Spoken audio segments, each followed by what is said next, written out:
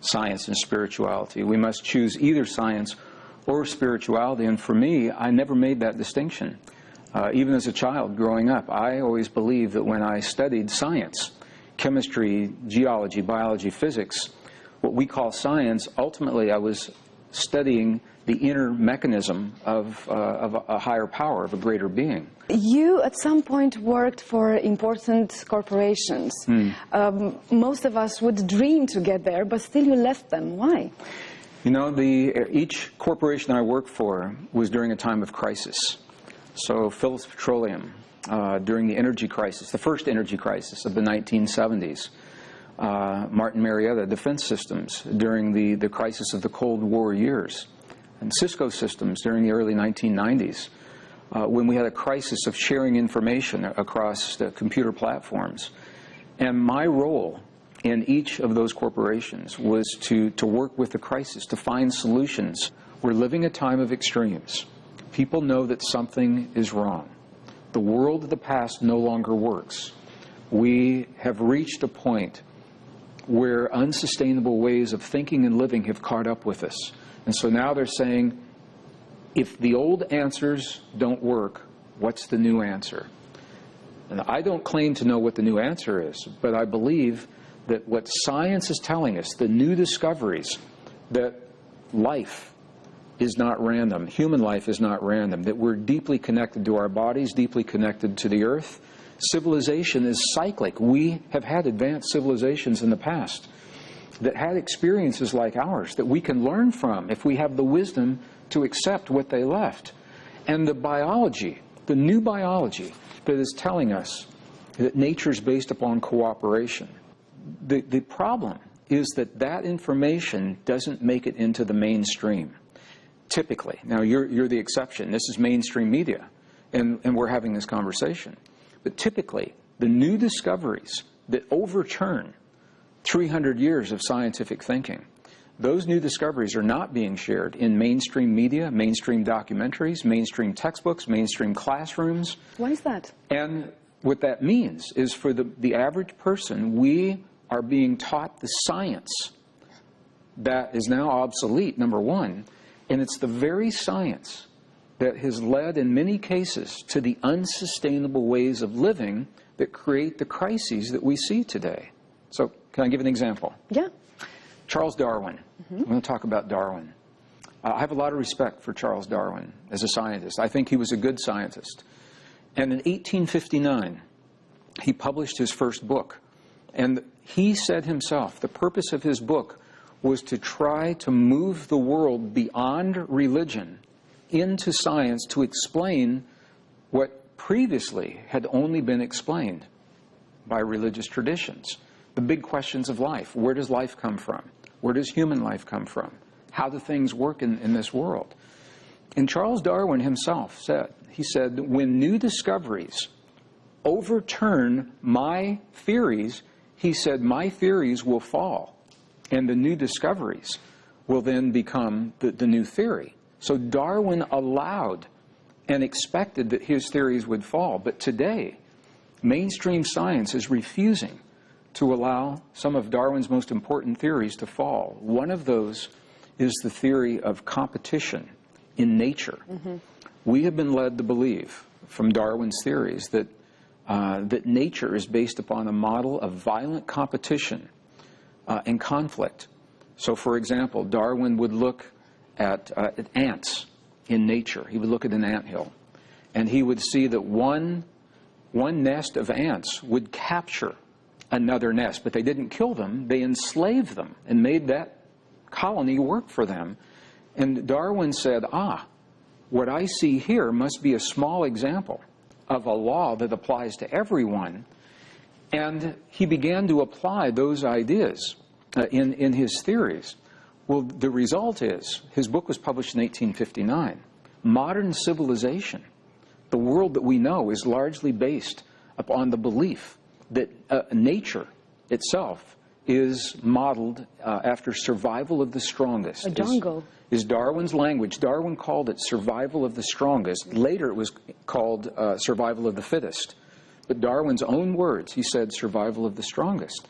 So the economic system that is collapsing now in the world is based upon survival of the strongest. The corporate system that is having so much turmoil right now, the way we're solving our problems between nations in the Middle East and Africa, within our own countries, it's all based on a model that we now know is obsolete, because the new discoveries are showing us not only is nature not based upon competition, it is actually based upon a model of cooperation. The good news right here. In the late 1990s, early 90s, and then it was published in the late 90s, over 400 scientific studies asked the same question. 400 studies said, what is the optimum amount of competition anywhere? In the classroom, in the playing field, in the workplace, in the home. What is the optimum amount of competition? All 400 studies came back with exactly the same answer, and the answer is 0. The ideal amount of violent competition in any environment, in the classroom, the workplace, the family, the playing field, is none. Violent competition always is destructive.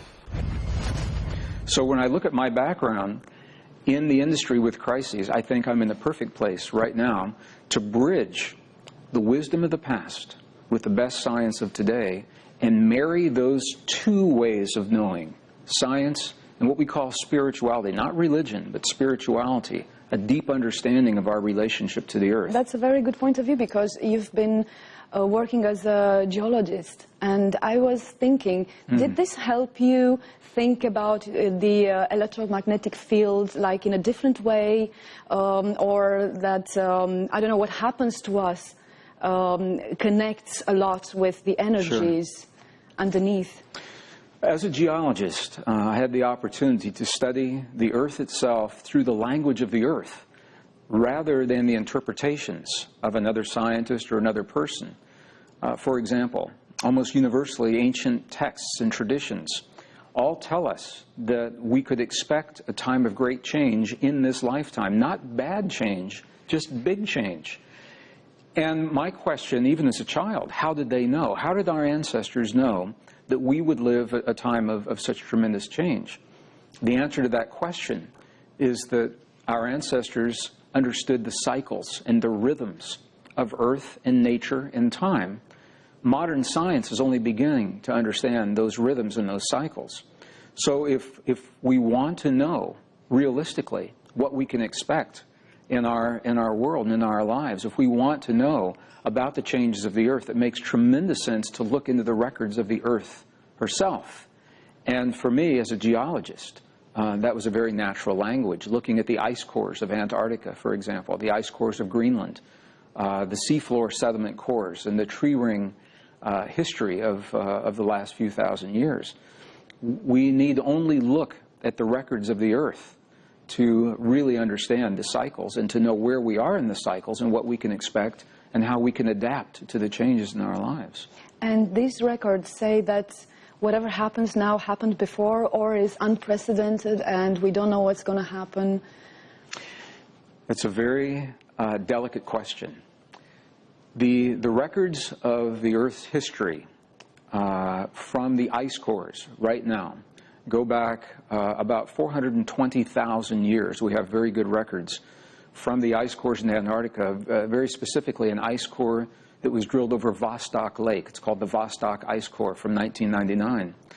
And the Vostok core correlates well with other ice cores from Greenland and other parts of Antarctica. And what it shows is the rhythms of the warming and the cooling of the Earth, the rhythms of the increase and the decrease of greenhouse gases on the Earth. We see this through almost 500,000 years of Earth's history. If we want to know if Earth is broken and if we have broken it, we can look to the ice cores of the past, and what we find is that we are in a time where we should experience warming on the Earth. It's expected because of where we are in the cycles. And from the cycles of the past, the warming that we're experiencing now is not anomalous. It is anomalous to us. No one in this generation has ever experienced the warming that we're seeing now. Ooh, that's a relief. So it's not our fault. Our parents didn't experience the warming. Our grandparents didn't experience the warming. It's been thousands of years since we've had this cycle that we're experiencing now. The question is whether or not we're causing the warming. And I think it's safe to say, as a scientist, that we are not the cause of the warming itself. We may have contributed to the warming through the addition of the greenhouse gases that we've created. But even before we created the greenhouse gases, it's very clear in the records of the past that we have been warmer than we are now, that the warming is intense, it's brief, and it is rhythmic, it is cyclic. And there are cycles within cycles. There are 100,000-year cycles. There are 50,000-year cycles. There are 21,000-year cycles, 12,000, 5,000-year cycles. So it depends on how finely we would like to divide the cycles. But the key is, if we really want to understand our relationship to the Earth, I think it's good to ask the questions and let the Earth give us the answers in terms of what has happened in the past. If we know where to look in the past, it gives us a very good understanding of where we are now and what we can expect in the future. One of the very interesting things and difficult questions that's been found is that when we look at the warming of the past, typically the temperatures warm first, and then the greenhouse gases accelerate after that. They increase after that. And there appears to be a lag time of around 400 to 800 years between the time the warming begins and when the greenhouse gases actually increase. So my question is, how can we solve the problems of our time unless we are honest about the information? So when you were in school, when I was in school, if you have children in school today, they are still being taught false assumptions of science, even though we know they're no longer true. For example, evolution. We're being taught that evolution explains human life, even though the data no longer supports this. We're being taught that civilization is only about 5,000 years old, even though the archaeology is showing advanced civilization over 2 times this old. This is an amazing site. The site is still being excavated. It is an active site right now. It is now called the oldest advanced civilization anywhere in the world. It is a series of circular temples. Now, they have not even excavated to the very bottom. So far, where they have excavated, here is the dating. This site is now scientifically dated between 11,300 and 11,500 years before present. Scientifically dated. That's over twice as old as what's taught in the classrooms today. What I'm going to do is draw the great world age cycles on this map, and you'll see something very interesting. The dark lines are the great world age cycles. Here they are, right here. So here's today. This is the great world age cycle that we just finished. Here is the beginning of our cycle 5,000 years ago. Look at this. The history that you were taught and I was taught, the history here, it's not the history of the whole world forever. It's the history of one world age only. If we are entering into a new normal of climate on Earth that is part of a natural cycle, it makes sense for us to learn to adapt to that cycle so that we are not caught off guard, that we're not surprised, that we can be resilient. And this is the word I think is very important. And not live in blame. Not live in blame, find resilience to the changes. Now, I have to be very clear when we have this conversation. We definitely need to wean ourselves from fossil fuels. I believe that. We definitely need to find clean, green, sustainable ways of providing power and energy and electricity to the people of the world. And the technology exists to do that. But when we ask ourselves about the carbon dioxide emissions and whether or not it is causing the warming. I think the data supports the fact that there's something else going on, and we owe it to ourselves to ask the question and to find that answer. You are saying that the line between spirituality and science is getting fuzzy. Can this be confusing for some people? The line between science and spirituality, I believe, is becoming very fuzzy. Yeah. And it's probably a good thing for this reason. Science is a relatively new way of exploring our world. Science, we say modern science began about 300 years ago during the time of Isaac Newton. When he formalized the laws of physics, we say that's the beginning of science. Some people say maybe even before. So for 300 years, we have depended upon science to tell us who we are, what is our relationship to the earth, to our bodies, to one another, to the past, to the future, how we solve our problems. And there are many people who are simply feeling left out of the conversation if they do not speak the language of science.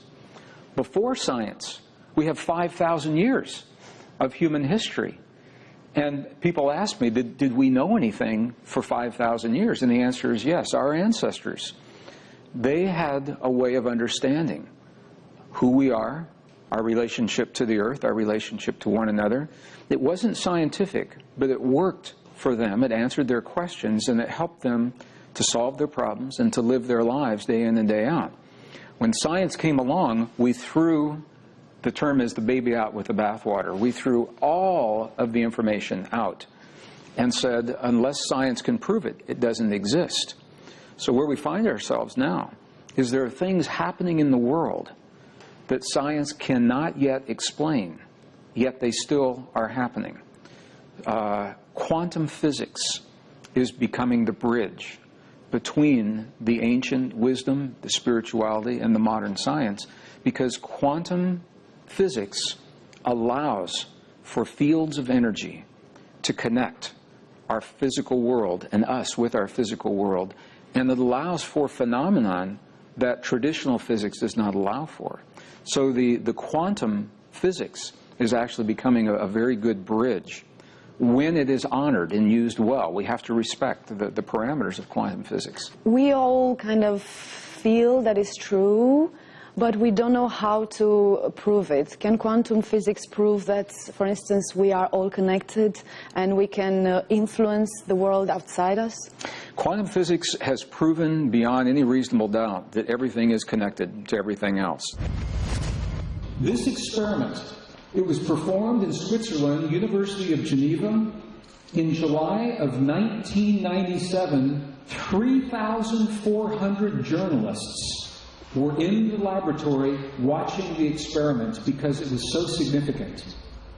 Here is what happened. Atoms that make up our world are made of smaller particles called photons. A photon is a little particle of light. Just think of it that way. So a photon is the stuff this world is made of, okay? Scientists took one photon and they wanted to do an experiment, but they needed two identical photons, so they took one, they cut it in half to make two identical twins. Then they placed the two photons in a special chamber, and from that chamber there was one tube that went 7 miles in this direction, one tube that went 7 miles in this direction, and each photon they fired into the separate tubes. What the scientists found is whatever they did to one photon in one place, the other photon had the same experience even though it was 14 miles away. Well, the phenomenon is called entanglement. It's when two things were once together, then they become physically separate, however, the energy is still connected. There really is no longer a question if the connection exists. The question now is how deep is the connection? How much influence do we have within that connection? How do we use that connection? This was the great debate in the 20th century between the great minds of physics. Albert Einstein, for example, this was a source of frustration for him, and even to his last day on this earth. He did not really like the ideas of quantum physics. He didn't like the idea that we could influence physical matter from one place while the matter is in another place. The term he used, he called it spooky action at a distance. I love that term. Yeah. He didn't like the idea that spooky action at a distance was possible. At the same time, a colleague of Albert Einstein's, Professor John Wheeler from Princeton University, they lived at the same time, they were colleagues, they were friends, they studied the same mathematics and had very different viewpoints on our relationship to the world. So while Albert Einstein believed that we were separate from the world, John Wheeler said that we are an integral part of the world. He said that we live in a universe that is still building itself. Exactly. He said that, and I love this about John Wheeler, he said that when we build the microscopes to look at the smallest elements of matter inside the quantum atom, and when we build the telescopes to look into the depths of space, what John Wheeler said was that we will never find the smallest particle of matter, and we'll never find the edge of the universe. He said because the act of us searching is an act of creation that will always place something there for us to see. Now, I have to think about that as a deep concept. He said the act of us looking, peering into the world with the expectation that we will see something is actually an act of creating something. And now our own science is beginning to help us understand how that is. The human heart is the strongest generator of electricity and magnetism in the human body. And our world is made of electrical and magnetic fields. So when we feel deeply with our heart, we're actually influencing. Now, I don't want to use the word control or manipulate. We're not imposing our will, but we have the ability now to actually interact with the world around us from a distance. And this is the very core of our most cherished and ancient spiritual traditions. The Institute of Heart Math was able to document the existence of this field. So this is not a hypothetical field. This is not New Age. It's not the prana. It's not the aura, although it may be connected to the prana and the aura. This is an electrical and a magnetic field that surrounds every human heart. It's shaped like a donut. It's called a torus. They built a special device, and they had human DNA, and they wanted really pure DNA. So this is DNA from placenta. It's isolated. And they wanted to see if an individual that has learned to regulate the emotions can change the shape of this DNA. The shape. Here's why that's important. What researchers have found is this. The DNA in the cells of your body does, in fact, change shape. In the presence of anger, hate, jealousy, rage, stress, those kinds of what we would call negative emotions, the DNA is compressed. It's wound up very, very tightly and compressed. And because it is wound tightly, it cannot express fully. So in the presence of anger, hate, jealousy, rage, your DNA is not able to fully function. But you know that. When people are living in stress, their health suffers. In the presence of positive emotions, gratitude, appreciation, love, and compassion, look at what happened with DNA. It actually relaxed. For 300 years, science has told the story of separation. It's told us that life is completely random, human life is random, that we're separate from our bodies and powerless to have any effect on healing our bodies, that we're separate from the world around us, that civilization is only 5,000 years old, and we are at the pinnacle of sophistication, and that competition is the way to solve our problems.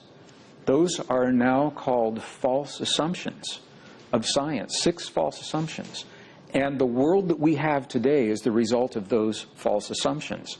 New discoveries have given us new reasons to change all of those. New discoveries are telling us that life itself, origin of life, it's not random, that human life is not random, that we're deeply connected to our bodies, we're deeply connected to the earth, civilization is cyclic, and nature is based upon cooperation. And if we can embrace those new truths as we solve the greatest crises, the biggest problems that we've ever been asked to face, then we open the door to a beautiful new world based upon sustainable ways of thinking and sustainable ways of living. And that's why I'm excited about this conversation. Yes, you said something very that it struck me. You know? I saw it. You said something which most of us would consider a miracle, which is self-healing.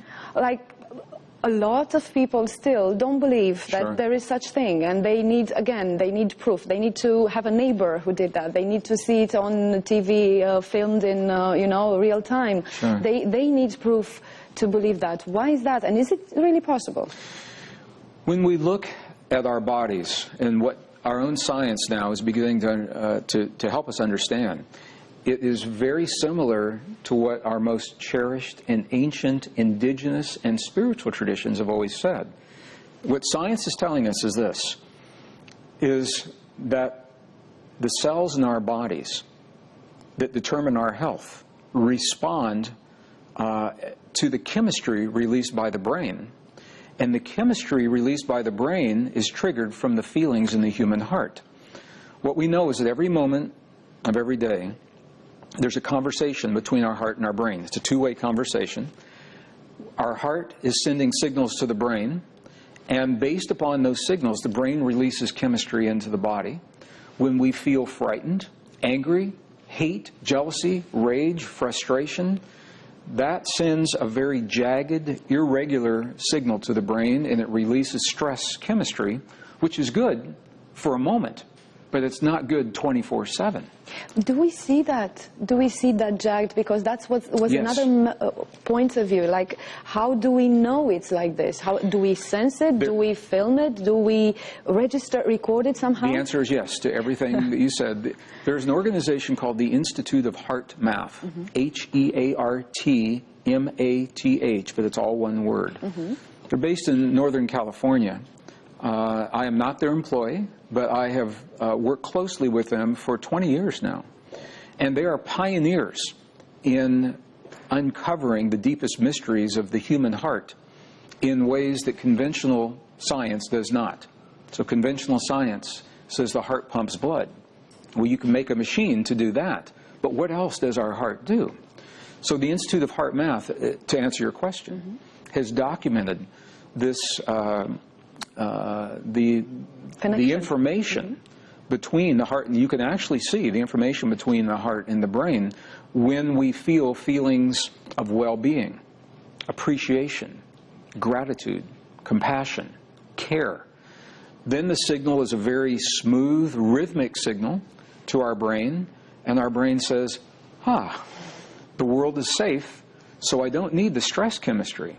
So it begins to release the anti-aging hormones in our bodies, and powerful immune response is created within our bodies in the presence of this smooth signal. The connection is called coherence, heart-brain coherence.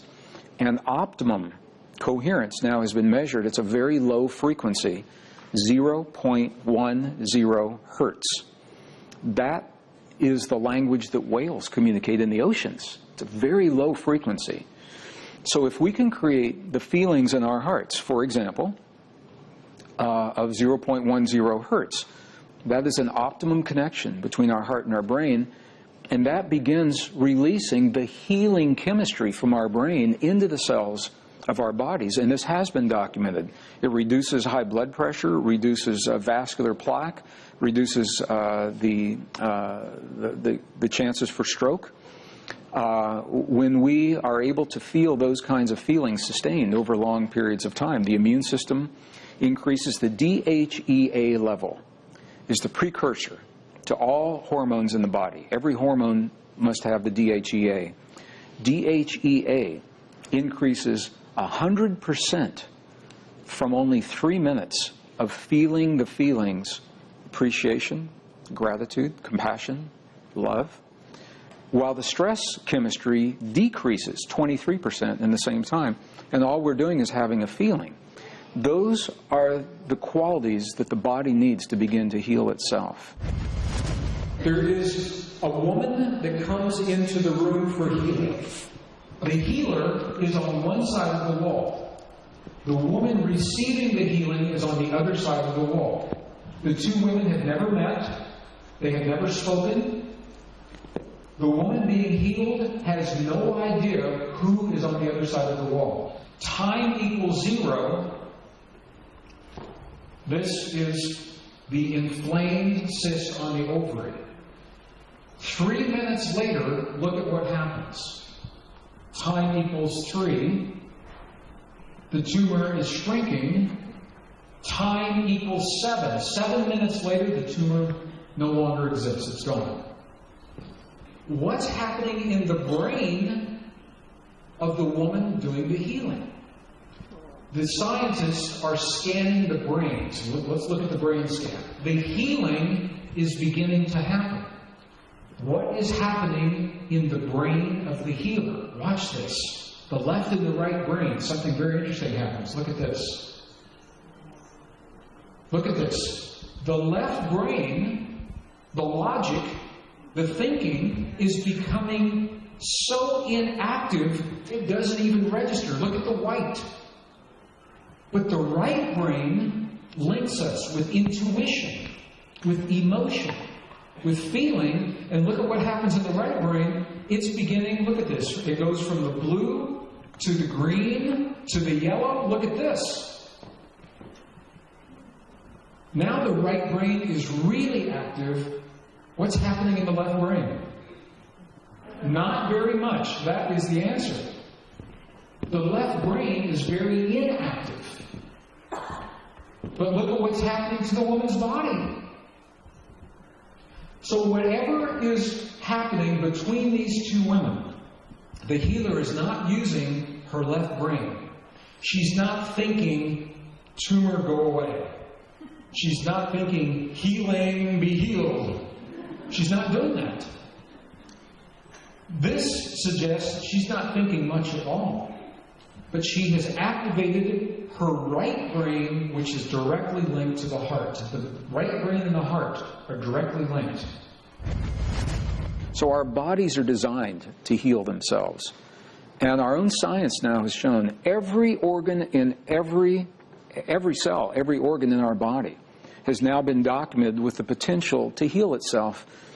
Even organs we were told could not heal themselves. Brain tissue, heart tissue, spinal cord tissue, pancreatic tissue, all has been documented at regeneration and healing under the right conditions and the right environment. So the thinking of science is that the environment must come from a pill or a machine. Exterior. Mm-hmm. Our most cherished traditions always told us that we had the ability to do this for ourselves, but science didn't really understand that.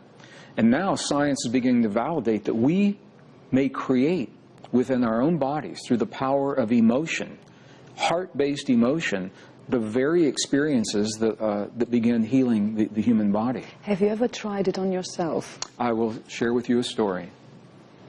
The answer is yes. In the year 2000, I went for an annual physical, and my doctor told me that I had a growth inside of my bladder that should not be there, and needed to come out quickly. He scheduled surgery. And in the fall of 2000, I went into the Mayo Clinic in Jacksonville, Florida, and underwent the anesthetic, went into the operating room for the full procedure. But here's what happened in between. Before I went into the doctor, I had studied all my life ancient traditions, ancient texts in the monasteries of Tibet and Bolivia and Peru. And I said, now, if I were ever going to apply these in my life, now is the time. So when my doctor gave me the diagnosis, I said, give me 2 weeks to work with myself.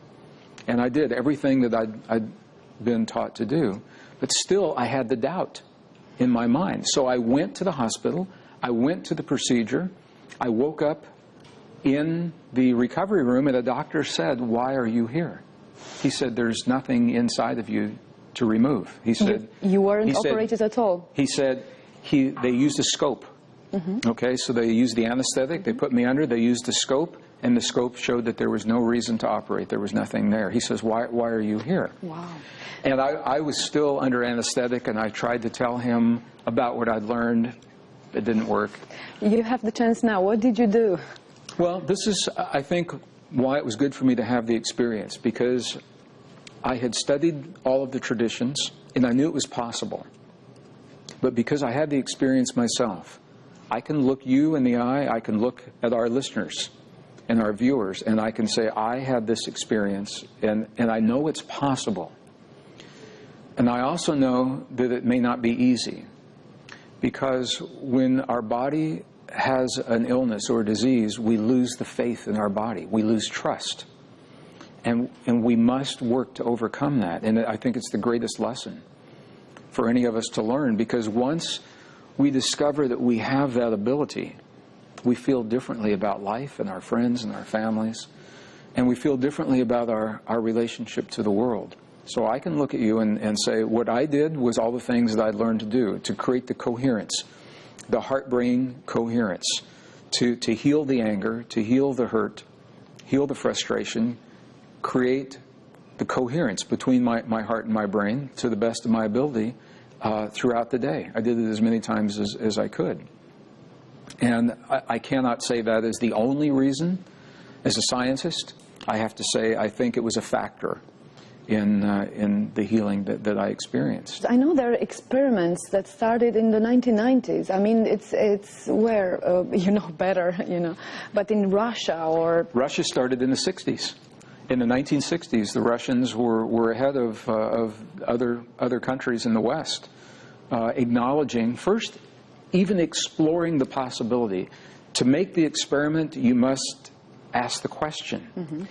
And because most scientists were taught the false assumptions, the 6 false assumptions, that we're separate from our bodies, that we're separate from the world, that consciousness has no effect on the world around us. They don't even ask the question.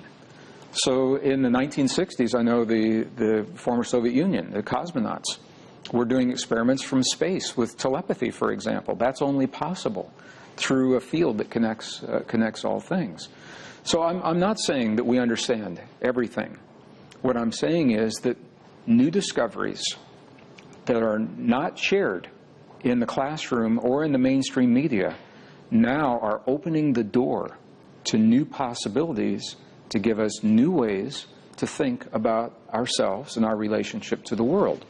Personal healing is a part of that. Yeah, but people have a problem understanding and accepting this. Like, even I was talking to someone, you know, preparing for this interview. I was giving the example with Poponin, you know, who had that experiment with human. You tell it. You know it better.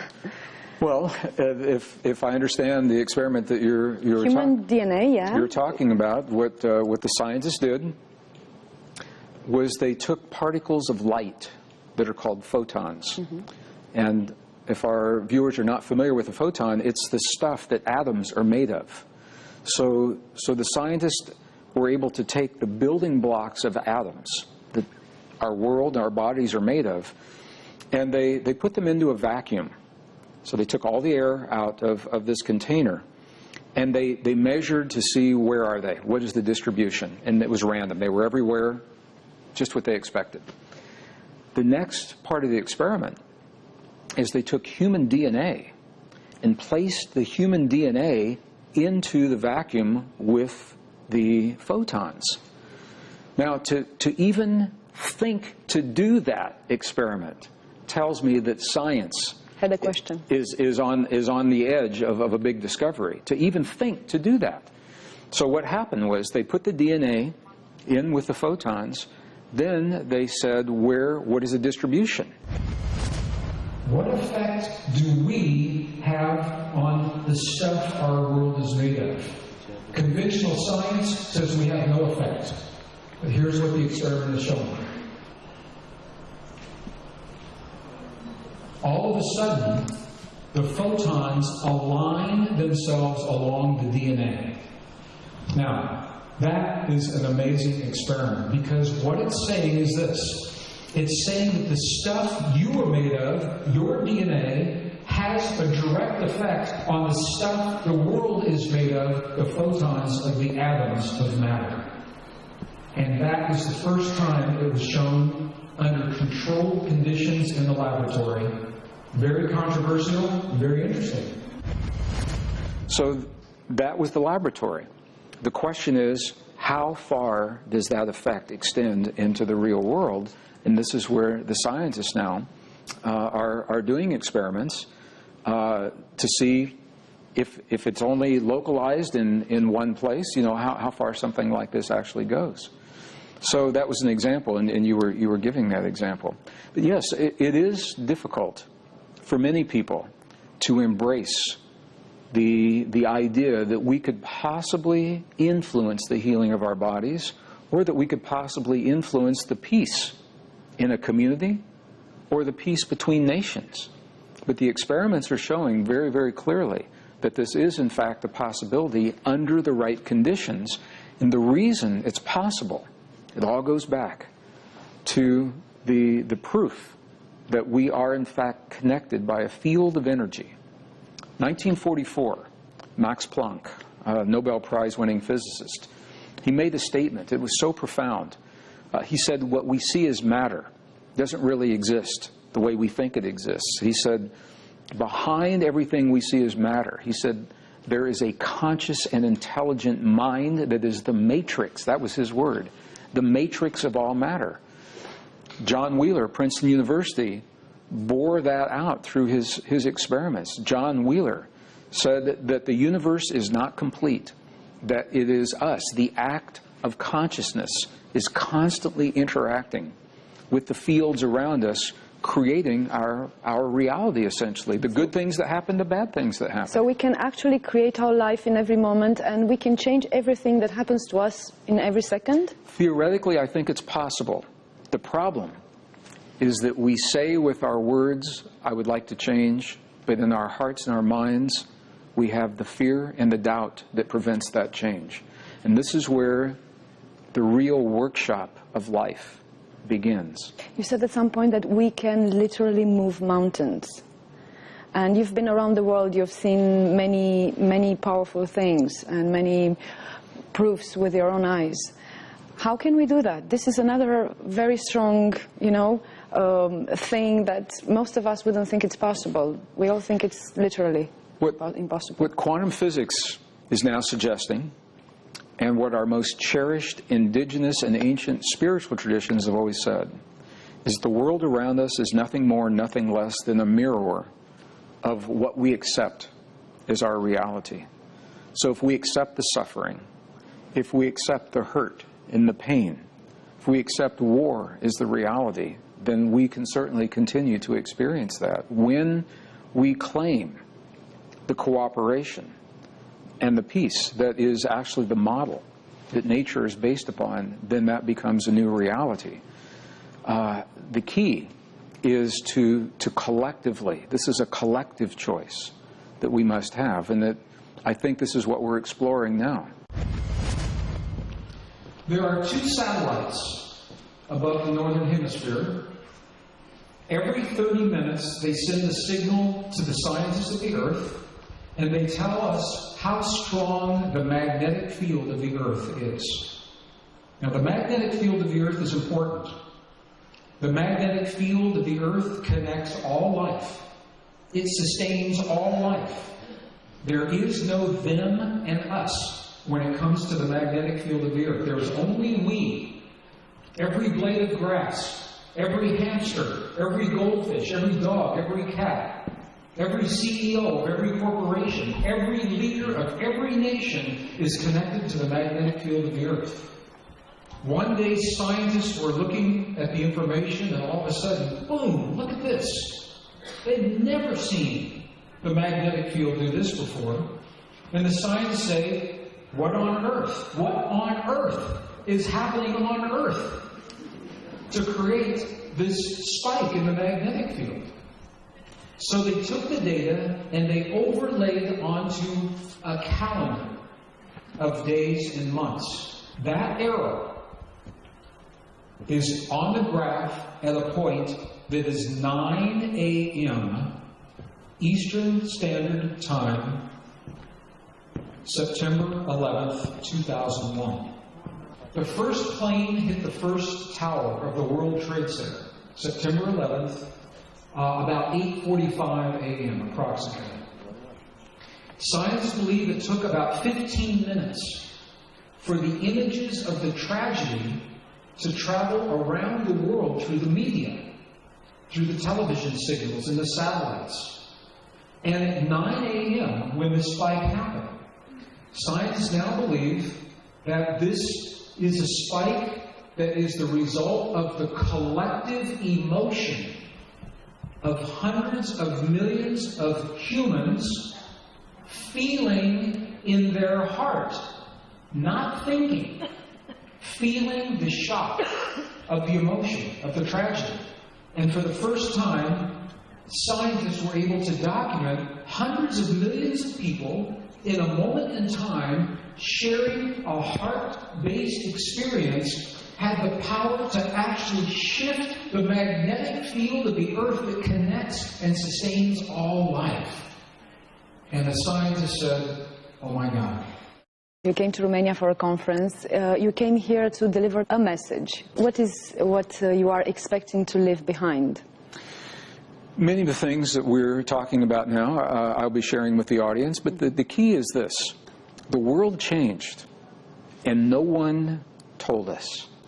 There has been no special on the BBC network or CNN network or the Discovery Channel or the History Channel that has said to the world, looks the world in the eye and says, the world of the past that you knew 10 years ago no longer exists.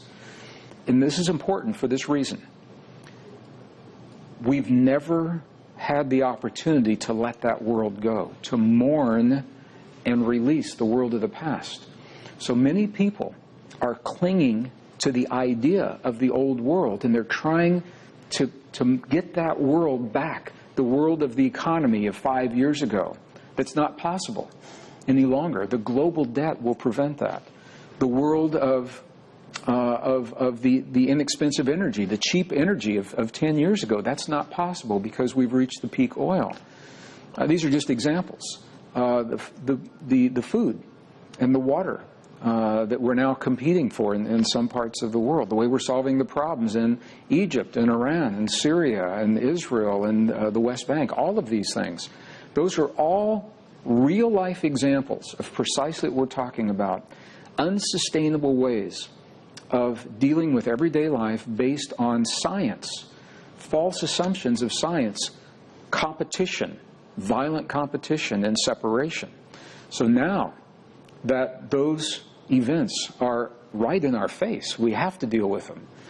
We have new opportunities and new solutions, but many people simply don't know about the discoveries. So I will be sharing the new science that's so new. It's not in the textbooks, it's not in the classrooms, it's not in the mainstream media, but it's important in our lives. And it's important because it gives us the tools to adapt. Adapt, not force the world back to the way that it used to be, rather to adapt to the new normal that is emerging in healthy, thriving ways so that we can embrace the new opportunities that are happening right now. Resilience, personal resilience, and community resilience is the key, and that is part of the message that I'll be sharing. Not everybody will have the chance to get to your conference, unfortunately, but if there's one thing that each of us can do at home, like starting from now, each of the people watching you, to change their life or not to change their life, to adapt, or what would that be? That's a very good question. Based upon the false science of the past that led us to believe we live in a world of separation, we each have asked ourselves a question every day, consciously or subconsciously. When we enter a relationship, a job, a career, make a big decision, the question is, what can I get from the world that exists? That's the question. What can I get? What's in it for me? Now the question must change. Science tells us we live in a world that's connected, and it's based upon cooperation. So the new question becomes, what can I give, or what can I share? What can I contribute? What can I offer to the world that's emerging? When we make that shift from what can I get from the world that exists to what can I give to the world that's emerging, it changes everything. It opens new doors of possibility. Can I just give an example? Yes, please. It opens new doors of possibility. We all know the economy is having a difficult time, and people are losing jobs, industries are disappearing. So I'm going to give an example along those lines. My wife and I live in a rural community in northern New Mexico in the United States. A friend of ours, in 2008, when the economy collapsed, he was building homes. His job was to build homes, ecologically friendly homes. He had a crew of about 30 people working for him. In 2008, the economy collapsed. He lost his job. All of the people he was responsible for, they had no job. He said, what am I going to do? And he asked himself, what can I give to the world that's emerging? What does the world need? He said, the world doesn't need houses anymore. They can't afford them. He said, but what they need is a way to grow food. He said, I'm a builder. But rather than building houses, I'm going to build raised modular gardens of all sizes that people can have to grow their own food. People in New York that have no yard, their garden is 1 foot by 1 foot in the kitchen. So counter. do we. Okay. People that live in big areas, we have 2 of these gardens that are 8 feet by 4 feet. They have their own watering system. They have their own heating system. They're raised above the ground. They have covers that 12 months out of the year, when the temperatures are 20 degrees below zero, the food continues to grow. And he now is building raised bed gardens to teach people how to grow their own food locally, rather than have the carbon footprint of growing the food halfway around the world, putting it in a 747, flying it across the ocean, and then trucking the food that sometimes is contaminated. They grow their own food locally now, and they share it with their neighbors. It's building community, and he is so happy building these gardens. He will never build homes again because he feels good about what he's doing. He answered the question, what can I give to the world that's emerging? The world didn't need homes, but the world does need to grow food. So this is one example. You know, time that doesn't exist in quantum physics has just flown. And thank you very much for your presence here. This was a very fast interview. Very fast, the time went by fast. Thank you. Thank you very much, and I hope to see you again in Romania. Vă mulțumesc foarte mult, doamnelor și domnilor, și vă doresc să aveți o seară minunată.